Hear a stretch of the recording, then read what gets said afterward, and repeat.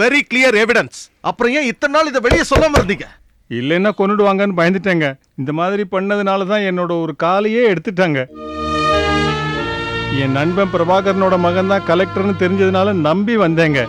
என் நம்பிக்கை வீண் போகல. வரேங்க. கமிஷனருக்கு போன் பண்ணி ரைடுக்கு போலீஸ் அனுப்ப சொல்லுங்க. சார் கொஞ்சம் யோசிச்சு பண்ணுனா. நான் என்ன சொல்றேனோ அதை அங்க சொன்னா மட்டும் போதும். Hello, commissioner here. கலெக்டர் ஆபீஸ்ல இருந்து.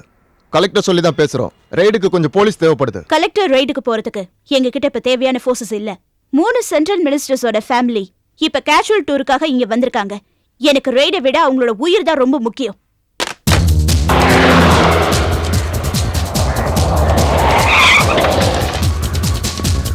ஆமா ஆமா, நெக்ஸ்ட் மந்த் பெங்களூர்ல கிளப்போட ஆனுவல் ஃபங்க்ஷன் நடக்குது.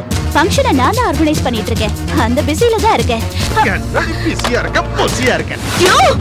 வாய திறந்தா கொண்டு போட்டுருவேன். நீ எவ்வளவுதான் கத்துனாலும் என்ன வெளியே அனுப்ப உங்க டிபார்ட்மெண்ட்ல இருந்து எவனும் வரமாட்டான். உனக்கு என்ன வேணும்னு சொல்லு.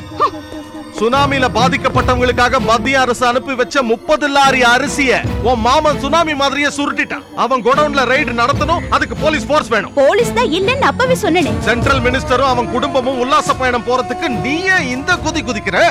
வர சென்ட்ரல் மினிஸ்டர் ஒவ்வொருத்தருக்கும் சவரம் பண்ணி விடுறதுக்காகவா உங்களுக்கு எல்லாம் இங்க சம்பளம் கொடுத்து வச்சிருக்காங்க?